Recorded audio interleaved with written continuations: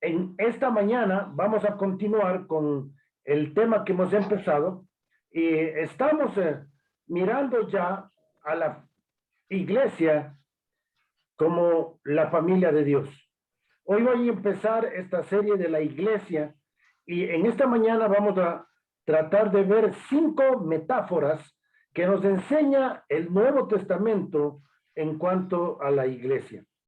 Recordemos, abramos nuestras Biblias allí en Efesios del capítulo 3. Efesios del capítulo 3, donde el apóstol Pablo nos enseña de esta nueva revelación que se le fue dada a él. Esta revelación que no fue dada en el Antiguo Testamento en cuanto a la iglesia.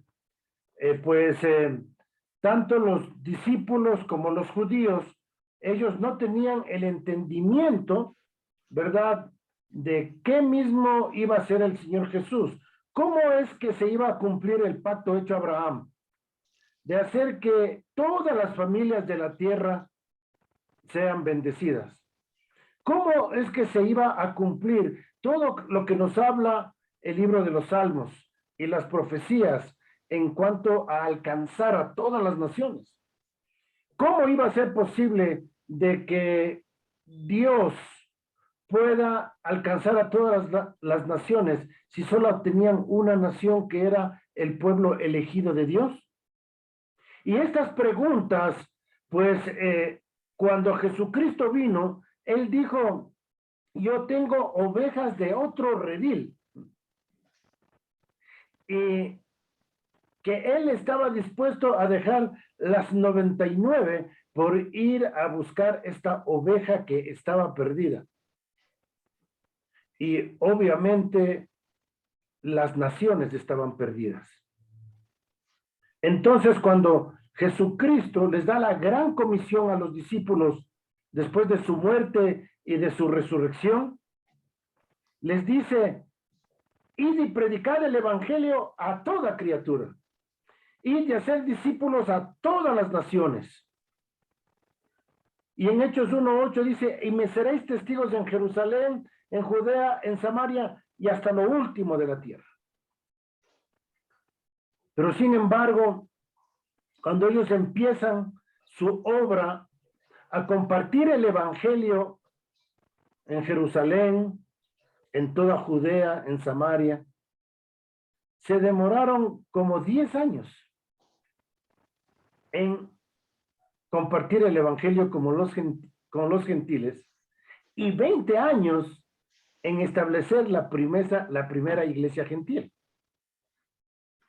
Entonces, ellos no tenían una comprensión de esto del plan de Dios que le fue revelado al apóstol Pablo aquí en Efesios en el capítulo 3. Y voy a empezar desde el versículo 1. Efesios 3:1 dice, y por esta causa yo, Pablo, prisionero de Cristo Jesús por vosotros los gentiles, si es que habéis oído de la administración de la gracia que me fue dada para con vosotros, que por revelación me fue declarado el misterio, como antes lo he escrito brevemente, leyendo lo cual podéis entender cuál sea mi conocimiento en el misterio de Cristo, misterio que en otras generaciones no se dio a conocer a los hijos de los hombres, como ahora es revelado a sus santos apóstoles y profetas por el Espíritu, que los gentiles son coherederos y miembros del mismo cuerpo y copartícipes de la promesa de Cristo Jesús por medio del Evangelio, del cual yo fui hecho ministro por el don de la gracia de Dios que me ha sido dado según la operación de su poder. A mí, que soy menos que el más pequeño que todos los santos, me fue dada esta gracia de anunciar entre los gentiles el evangelio de las inescrutables riquezas de Cristo y de aclarar a todos cuál sea la dispensación del misterio escondido desde los siglos en Dios, que creó todas las cosas, para que la multiforme sabiduría de Dios sea ahora dada a conocer por medio de la Iglesia a los principados y potestades en los lugares celestiales, conforme al propósito eterno que hizo en Cristo Jesús, nuestro Señor. Hasta aquí la palabra del Señor. Y este pasaje nos enseña claramente de que Dios tenía un plan, y el plan de alcanzar a los gentiles, el plan de que tanto judíos como gentiles vengan a ser parte del mismo cuerpo, de la misma nación, del pueblo de Dios. Pero el apóstol Pablo nos dice que a él le fue dada esta revelación. Y debemos entender, mis hermanos, como dice aquí en el versículo 9, de que Pablo nos quiere aclarar cuál es la dispensación. La palabra dispensación es la economía o el plan que tiene Dios en tratar un asunto. Y el asunto que Dios quiere tratar es la salvación de las naciones y la conformación de su iglesia. Y cuando el Espíritu Santo vino el día de Pentecostés, fue allí donde empieza la iglesia. Después de la muerte, sepultura y resurrección de Cristo y el descenso del Espíritu Santo, como ya estudiamos y vimos, empieza y se pone en vigencia el nuevo pacto. El nuevo pacto que tenía que ver con la limpieza de pecado, el cambio del corazón de piedra por un corazón de carne y la morada del Espíritu en las personas que creen en Jesús, se da justamente este día y se entra en vigencia cuando el Espíritu Santo de Dios desciende y empieza a morar en todos aquellos que reciben a Jesús como Salvador. Y se empieza una nueva era, la era del Espíritu. Esta era del Espíritu es la que nosotros estamos viviendo hoy, que también se conoce como la dispensación de la gracia. Estamos nosotros viviendo en un tiempo donde el Evangelio es predicado y el Espíritu Santo viene a morar en todos aquellos que creen en Jesús. En todos aquellos que se arrepienten de sus pecados, que se reconocen pecadores y que reconocen la necesidad de un Salvador. Es en aquellos que el Espíritu Santo viene a morar. Y es puesto en ellos como un sello, como la garantía de que un día ellos participarán de la herencia que Dios mismo les da. Entonces, todos aquellos que reciben el Espíritu Santo por haber creído, forman y vienen a ser parte de la iglesia. Son bautizados en el cuerpo de Cristo. Como nos dice Primera de Corintios, capítulo 12, el versículo 13. Primera de Corintios, en el capítulo 12, en el versículo 13, nos dice, porque por un solo espíritu, todos fuimos bautizados en un cuerpo, sean judíos o griegos, sean esclavos o libres, a todos se nos dio a beber de un mismo espíritu. Cuando las personas creen en Jesús, Jesús mismo les bautiza por medio del Espíritu en el cuerpo. El Espíritu Santo funciona como un agente, como un instrumento que le hace a la persona identificarse con Cristo en su muerte, sepultura y resurrección, y le hace identificar como parte del cuerpo de Cristo, del cual Jesucristo es la cabeza. Y así se viene a conformar la iglesia. Cada personita que cree en Jesús y que se arrepiente de sus pecados, el Espíritu Santo le convence de pecado, de justicia y de juicio, e inmediatamente es puesta dentro de la iglesia, dentro del cuerpo de Cristo. No necesita ser bautizado en agua para ser parte de la iglesia. Escuchen bien eso, mis hermanos. No necesita ser bautizado en agua para ser parte de la iglesia. Para ser parte de la iglesia necesita ser bautizada por el Espíritu Santo, por medio del Espíritu en el cuerpo de Cristo. Y cuando una persona cree, muere con Cristo, espiritualmente hablando, es sepultada con Cristo y resucita a una nueva vida. Entonces, en esta mañana vamos a estar hablando de 5 metáforas, si nos alcanza el tiempo. Si no, vamos a ir desarrollándolo hasta terminar las 10 metáforas. Hoy en día, la iglesia parece tener una crisis de identidad y anda en busca de una imagen que redefina para ser más de acuerdo a los tiempos de este siglo. Sin embargo, Dios ya nos ha dicho cómo debe verse a sí misma la iglesia. ¿Cómo debe verse la iglesia ante los demás? ¿Cómo es que Dios ve a la iglesia? En el Nuevo Testamento existen 67 metáforas. Nosotros solo vamos a estudiar 10. Pero en el Nuevo Testamento existen 67 metáforas para explicarnos qué es la iglesia. Con cada una de ellas hay un significado y un mensaje respecto a la misión y la identidad de la iglesia. Entonces, vamos a estar estudiando estas metáforas para entender cuál es la misión y cuál es la identidad que tiene la iglesia. Así que vamos a estar mirando, en primer lugar, estas metáforas que nos indican cuál es la misión de la iglesia en este mundo. Y la primera imagen que se nos da de la iglesia, de esta metáfora, es que la iglesia es la luz de este mundo.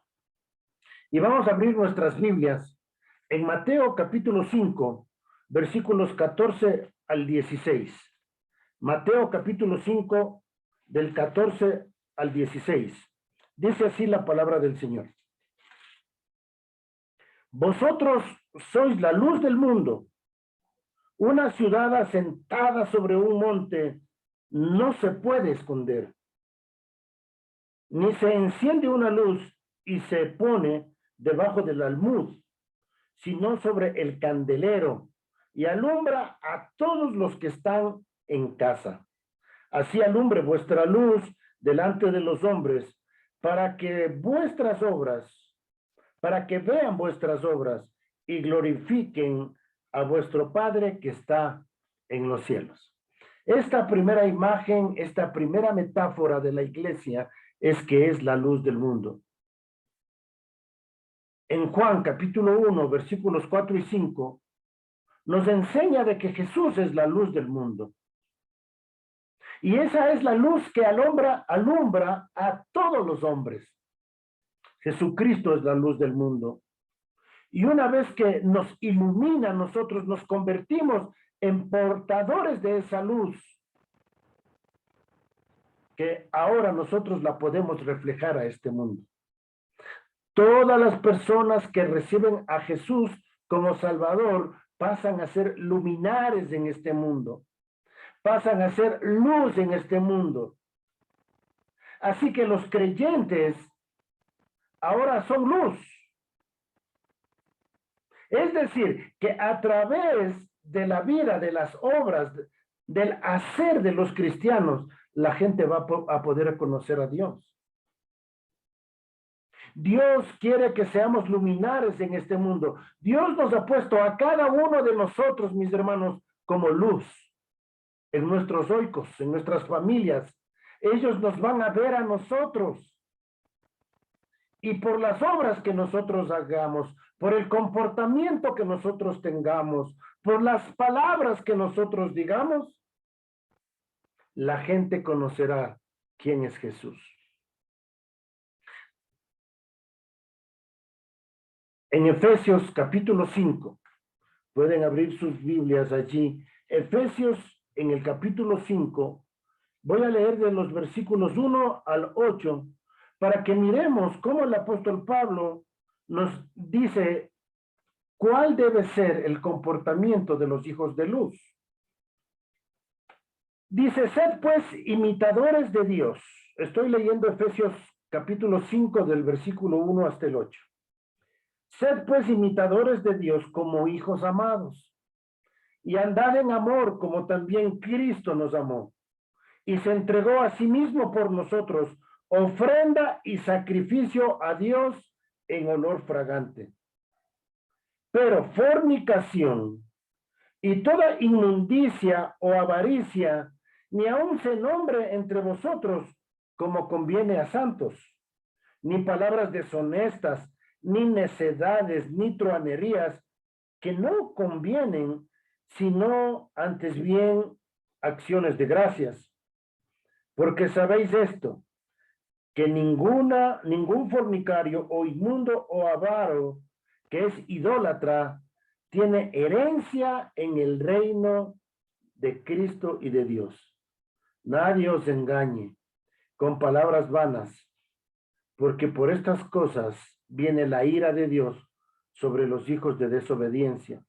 No seáis partícipes con ellos, porque en otro tiempo erais tinieblas, mas ahora sois luz en el Señor, andad como hijos de luz. Este pasaje nos enseña que nosotros que somos ahora hijos de luz, nos tenemos que apartar del pecado.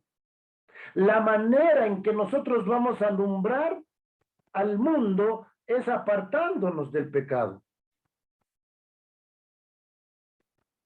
Es denunciar las obras de las tinieblas, denunciar la injusticia, el pecado. Dios nos dice a nosotros que somos hijos de luz porque vivimos en santidad, en justicia. ¿Qué es lo contrario de ser luz? Lo contrario de ser luz es vivir en pecado, vivir en corrupción, decir mentiras, hacer trampas.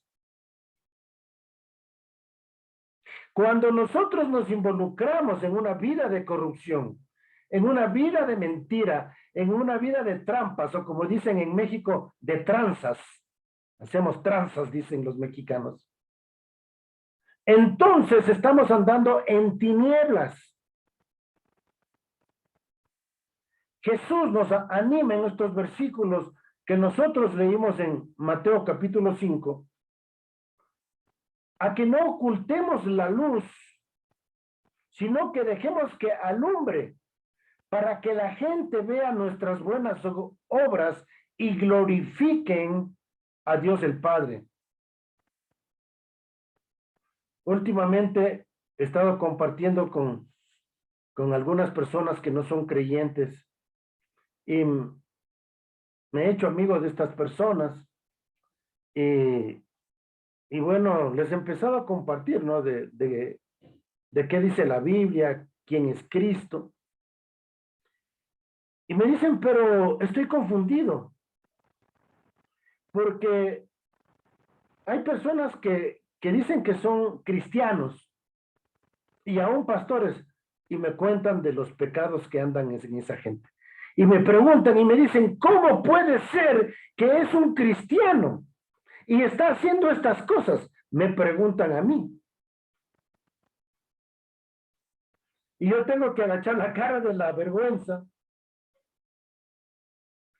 y decir, bueno, hay dos opciones. O no es cristiano, o solo dice que es cristiano.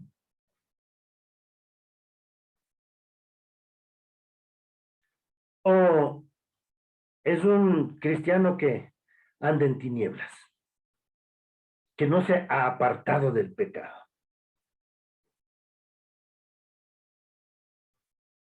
Y me dicen, ¿y cómo puede ser eso posible? Bueno, la verdad es que el ser cristiano no deja de ser humano. Y desgraciadamente, en lugar de ser luz, entonces están viviendo en tinieblas y no están alumbrando el camino para que otros vengan a Cristo.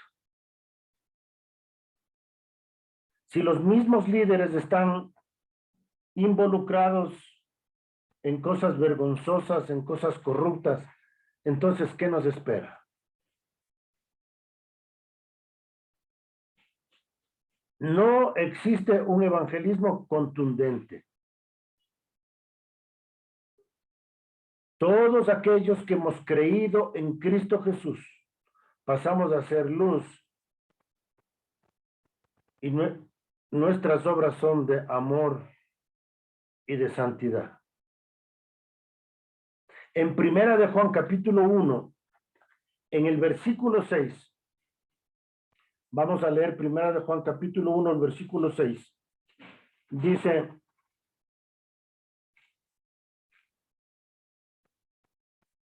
si decimos que tenemos comunión con Él y andamos en tinieblas, mentimos y no practicamos la verdad.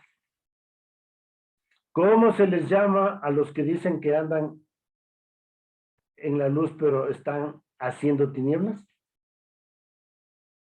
Mentirosos. Y se engañan, dice, a sí mismos.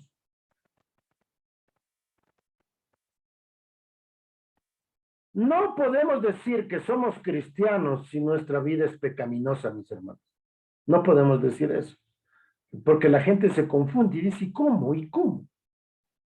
Sin duda que algunos se esconderán de la luz, pero otros se acercarán a la luz para que se vea que sus obras son hechas en Dios.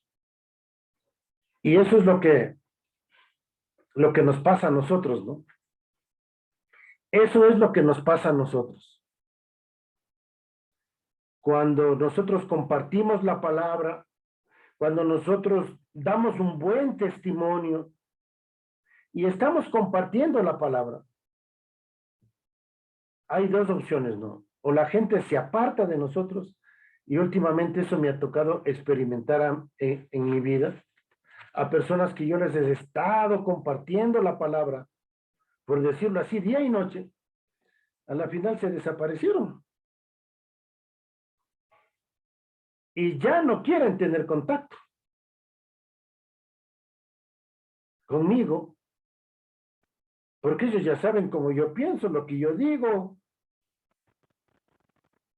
y prefieren mejor vivir su vida, ¿no? Volver a las cosas del mundo, hacer las cosas que están allí.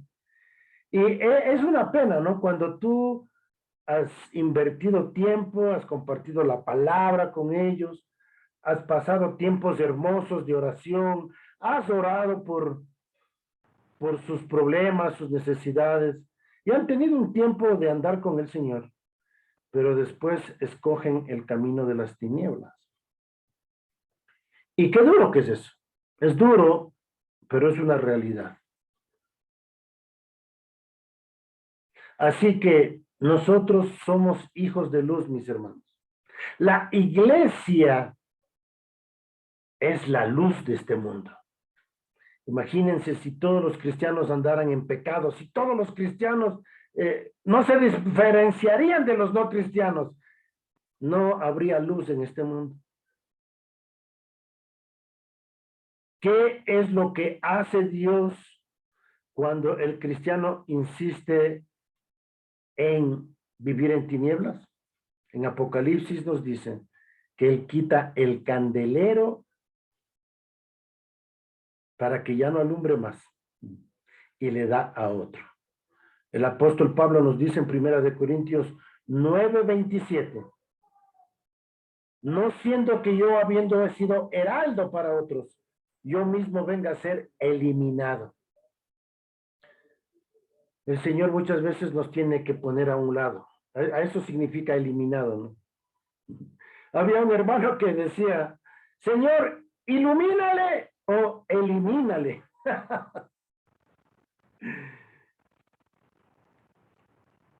¿Cuántos de ustedes están dispuestos a orar? Señor, si yo no te voy a dar gloria a ti, si yo no voy a hacer luz en este mundo, mejor llévame a tu presencia. ¿Cuántos orarían así? Amén. El Abraham dice que sí. Esa es mi oración, mis hermanos. Si yo voy a hacer de tropiezo, si yo no voy a ser un instrumento útil en las manos del Señor para que otros lleguen a Cristo, entonces ya no tengo por qué estar viviendo en este mundo. ¿Para qué vivir? No tendría razón de mi vida en este mundo. Mejor estar en su gloria, en su presencia.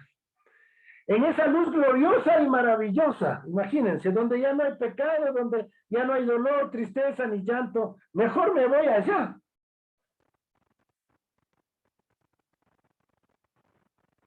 ¿Y qué es hacer nuestra oración, mis hermanos? Si no vamos a hacer luz, si no vamos a vivir una vida que honra y glorifica al Señor, que el Señor nos lleve. Y no seamos de tropiezo para que otros lleguen a conocer a Jesucristo. Bien, esa es la primera metáfora, la primera imagen de la iglesia. La segunda imagen de la iglesia es que la iglesia es la columna y baluarte de la verdad. Vamos a ver en el libro de la carta de 1 Timoteo, capítulo 3, el versículo 15.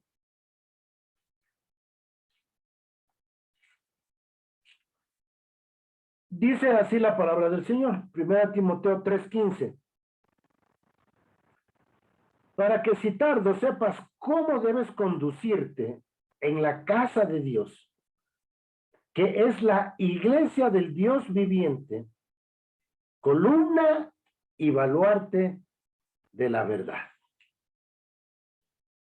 La iglesia, mis hermanos, es la columna y baluarte de la verdad. La columna es la que sostiene al edificio. Y el baluarte es lo que defiende a los ataques de los enemigos. Cuando la iglesia está basada en la verdad, mis hermanos, Jesús es el camino, la verdad y la vida. Jesús es el fundamento en el que se basa el edificio, pero también es el baluarte. Es donde se apoya, mis hermanos. La iglesia sirve de apoyo, sirve de ayuda para aquellos que quieren encontrar la verdad. Como iglesia, nosotros tenemos que defender la sana doctrina, predicar la palabra de Dios y nada más que la palabra de Dios. No aumentar ni quitar, sino quedarnos nosotros en la línea de la palabra para que otros puedan no caer en los engaños de las filosofías de este mundo. Hoy en día hay mucha confusión.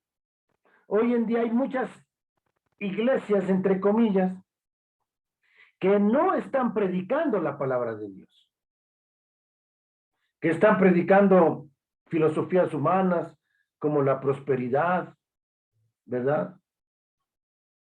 Están predicando engaños. Y hoy que estamos viviendo en tiempos de apostasía, hoy más que nunca necesitamos que la iglesia permanezca basada y sentada en esta verdad. Y tenemos que compartir con otros lo que dice la palabra de Dios. Esto representa el baluarte a la iglesia que sostiene la verdad bíblica mediante la predicación y le protege de los embates de los enemigos del evangelio. La iglesia está llamada a proclamar y a defender la verdad de los falsos maestros. Ustedes pueden leer el libro de Judas, que para eso se escribió esa carta, para que podamos predicar y enseñar a la gente de esta generación y enfrentar a los retos que esto conlleva. Mis hermanos, nosotros nos ha tocado vivir en una generación totalmente peligrosa, en una generación, como le dicen, hedonista, es decir, que son guiados por sus sentimientos, por sus emociones, por sus deseos. Ya ahora la gente ya no le importa la verdad. Ya no le importa lo que dice la Biblia, ya no le importa lo que dice Dios. Lo único que les importa es lo que sienten. Vamos a leer en 2 de Timoteo, capítulo 4, versículo 2, donde se nos enseña cómo tenemos que vivir en estos tiempos peligrosos.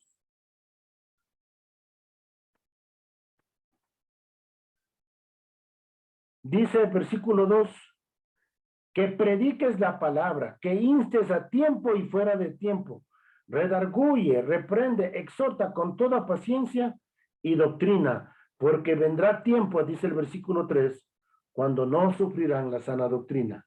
Ese es el tiempo que estamos viviendo nosotros. Estamos viviendo en tiempos donde no se predica la sana doctrina. ¿Qué es la sana doctrina?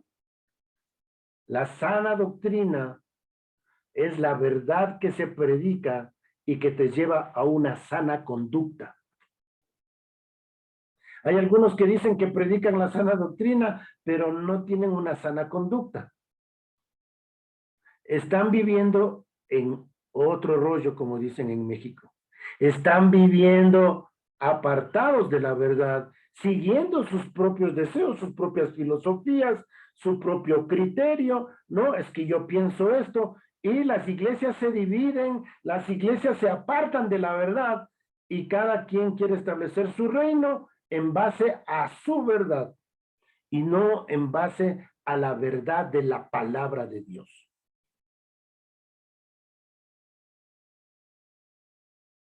La iglesia es la columna y baluarte de la verdad.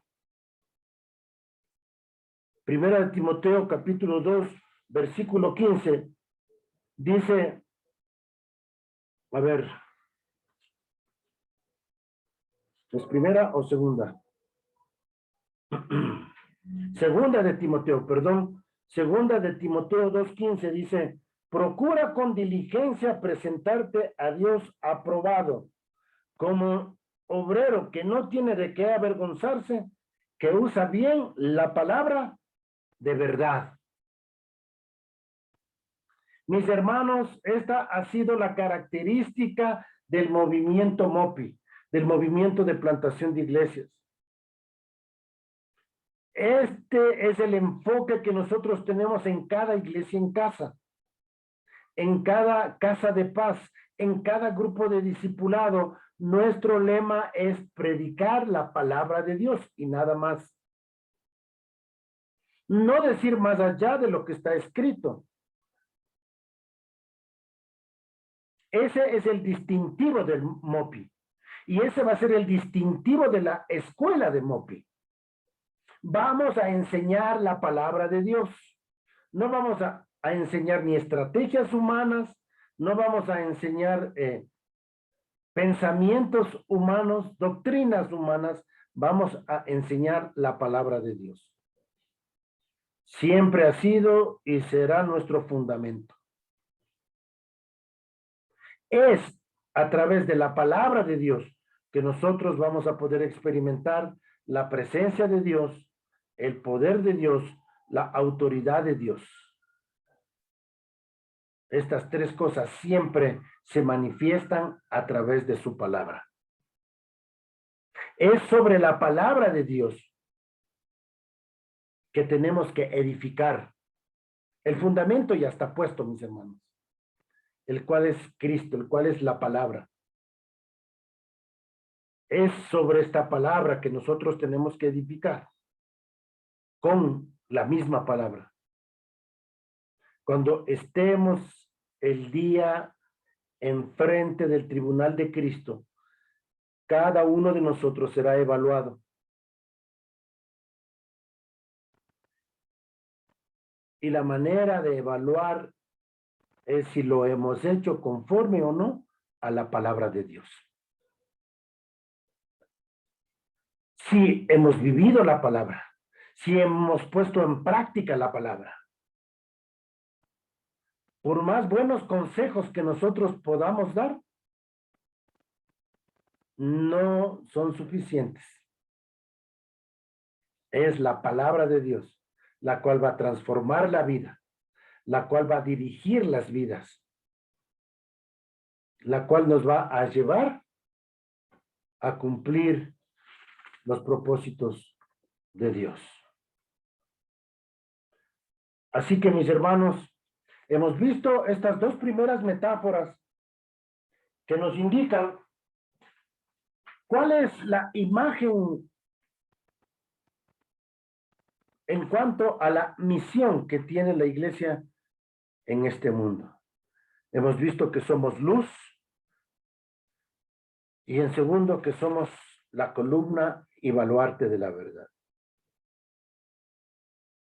La tercera metáfora, la tercera imagen, tiene que ver con el cuidado de Dios. Ahora vamos a mirar las metáforas o las imágenes que tienen que ver con el cuidado de Dios. La iglesia, mis hermanos, es un rebaño. La metáfora del rebaño. Vamos a leer en Juan capítulo 10, versículo 7 al 10. Juan 10 del 7 al 10. Dice, volvió pues Jesús a decirles, de cierto os digo que yo soy la puerta de las ovejas. Todos los que antes de mí vinieron, ladrones son y salteadores, pero no los oyeron las ovejas. Yo soy la puerta. El que por mí entrare será salvo, y entrará y saldrá y hallará pastos. El ladrón no viene sino para robar, matar y destruir. Yo he venido para que tengan vida y para que la tengan en abundancia. Yo soy el buen pastor. El buen pastor su vida da por las ovejas. Qué hermoso pasaje. Jesús se identifica como el buen pastor. Él es el que da su vida por las ovejas. Él murió en la cruz. Él derramó su sangre y nos ha comprado con su sangre preciosa. En Primera de Pedro, capítulo 2, versículo 25, Primera de Pedro 2:25, se nos enseña de que Jesús es el pastor y obispo de nuestras almas. Mis hermanos, este rebaño tiene solo un pastor y el nombre de ese pastor es Jesucristo. Nosotros tenemos un solo pastor, mis hermanos. Y es el pastor Jesucristo. Les voy a leer. Primera de Pedro 2:25. Dice, porque vosotros erais como ovejas descarriadas, pero ahora habéis vuelto al pastor y obispo de vuestras almas. Como decía un hermano, si yo soy su pastor, todo les faltará. Si Jehová es su pastor, nada les faltará. Si Jesús es su pastor, nada les faltará. Leamos en Juan capítulo 21, Juan capítulo 21, versículos 15 al 17.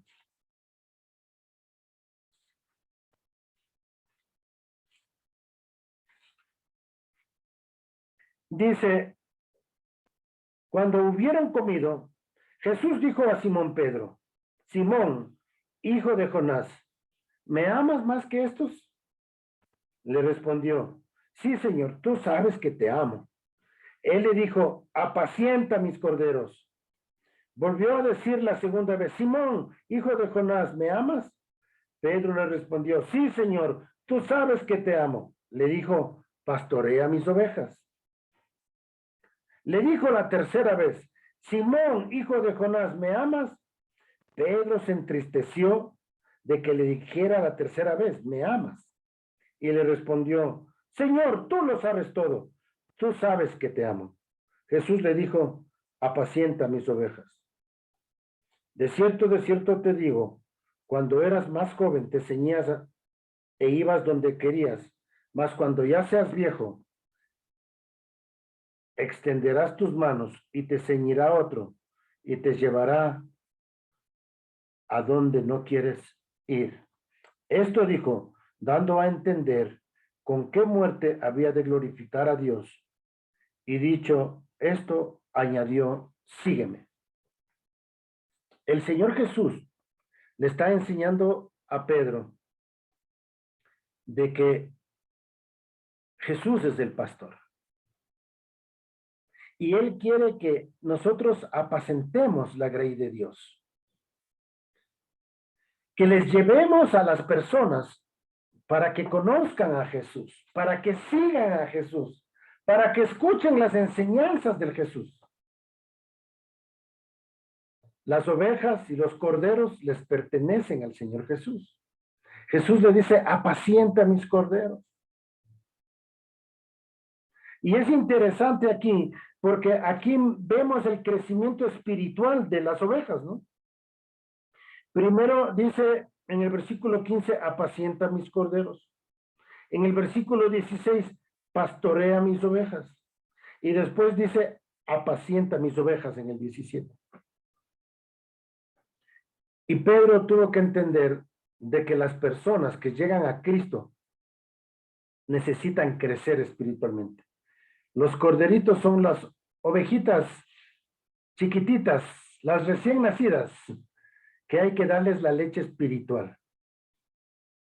Luego ya llegan a la adolescencia y luego ya necesitan comer alimento sólido. Y eso es lo que nosotros necesitamos, pastorear a las ovejas. Y cada líder de la iglesia en casa tiene que pastorear a sus ovejas. Tiene que enseñarles, alimentarles, darles de comer a sus ovejas. Y eso es lo que queremos en cada grupo. Pero el Señor Jesús también le dice a Pedro, cuando eras joven, tú te ceñías y te ibas a donde querías. Mas cuando seas viejo, le dice, extenderás tu mano, te ceñirá otro y te llevará donde tú no quieres ir. Queriendo decir con esto, Pedro, hasta ahora tú has hecho lo que tú has querido. Deja que yo tome el control de tu vida. Yo quiero guiarte y yo quiero llevarte y te voy a llevar seguramente a donde tú no quieres ir. Y dice la palabra de Dios que Jesús dijo esto con referencia a qué muerte iba a morir Pedro. ¿Cómo murió Pedro? A Pedro lo crucificaron, pero él dijo, pónganme cabeza abajo, porque yo no soy digno de morir como mi Señor. Así que lo crucificaron cabeza abajo. ¿Cuántos de nosotros estamos dispuestos a decirle, Señor, llévame a donde yo no quiero ir?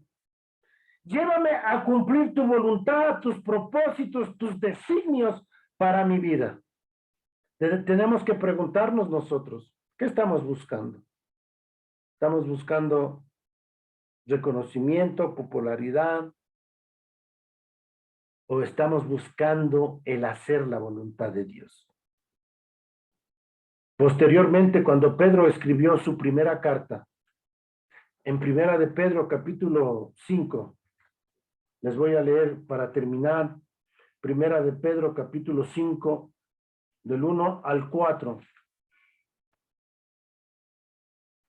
Dice, ruego a los ancianos que están entre vosotros, yo anciano también con ellos, y testigo de los padecimientos de Cristo, que soy también participante de la gloria que será revelada. Apacentad la grey de Dios que está entre vosotros, cuidando de ella, no por fuerza, sino voluntariamente, no por ganancia deshonesta, sino con ánimo pronto, no como teniendo señorío sobre los que están a vuestro cuidado, sino siendo ejemplos de la grey. Y cuando aparezca el príncipe de los pastores, vosotros recibiréis la corona incorruptible de gloria. Hay una corona para aquellos que apacientan la grey de Dios. Y es una corona de gloria. Aquellos que alimentan al rebaño. Aquellos que enseñan la palabra al rebaño. Aquellos que guían al rebaño para que no se metan en las tinieblas de este mundo. Ellos recibirán la corona de gloria. La iglesia, como un rebaño, deja de ver que hay un solo pastor, a la cual las verdaderas ovejas han de seguir. Este pastor es Jesús. También enseña que las ovejas necesitan de cuidado. Es decir, que la responsabilidad del pastor es no dejar que las ovejas sean engañadas. A eso se refiere que hay que tener el cuidado. También dice que tiene que apacentarle, es decir, que hay que alimentarle para su crecimiento espiritual. La responsabilidad de el pastor, del líder de la iglesia en casa es discipular a los hermanos, es guiarles al crecimiento espiritual. Y por último, el pastor tiene que darle dirección a la oveja. ¿Para qué necesita la oveja dirección? Para que la oveja se involucre en los propósitos de Dios, en la voluntad de Dios. Esa es la responsabilidad de los líderes de las iglesias en casa. Llevarles a las personas a los propósitos de Dios. Dios ha establecido líderes y pastores para desempeñar esta labor. Como pastores tenemos que hacer lo que hizo Jesús, ir a buscar a la iglesia perdida para traerles al rebaño que le pertenece al Señor Jesús. En Juan, capítulo 10, versículo 16, en Juan 10, 16 nos dice que habrá un rebaño y un pastor. Y vemos allí, de una manera muy ilustrativa, cómo el Señor Jesús deja las 99 y va por la oveja que se ha perdido. Mis hermanos, estas tres metáforas nos ayudan a entender cómo es la iglesia. Nosotros somos la luz del mundo. Nosotros somos la columna y baluarte de la verdad. Y somos el rebaño. ¿Estamos siendo la luz del mundo? ¿O estamos andando en tinieblas? ¿Estamos defendiendo el evangelio? ¿Predicando el evangelio? Eso es columna y baluarte de la verdad. Estamos creciendo espiritualmente, alimentándonos para luego tomar la responsabilidad de dar de comer a otros. Entonces, si estamos haciendo estas cosas, estamos siendo la iglesia de Cristo. El próximo domingo continuaremos con las otras metáforas de que nos enseñan qué es la iglesia. Inclinemos nuestra cabeza y tengamos una palabra de oración. Padre, te damos gracias por esta mañana. Gracias te damos, Señor, por ser tu iglesia, porque tú nos has salvado. Has puesto el Espíritu Santo en nuestras vidas. Como un sello, has perdonado nuestros pecados y ahora nos has hecho parte de tu rebaño. Nos has hecho luz y nos has hecho columna y baluarte de la verdad. Señor, ayúdanos a vivir conforme a lo que somos. En Cristo Jesús oramos. Amén.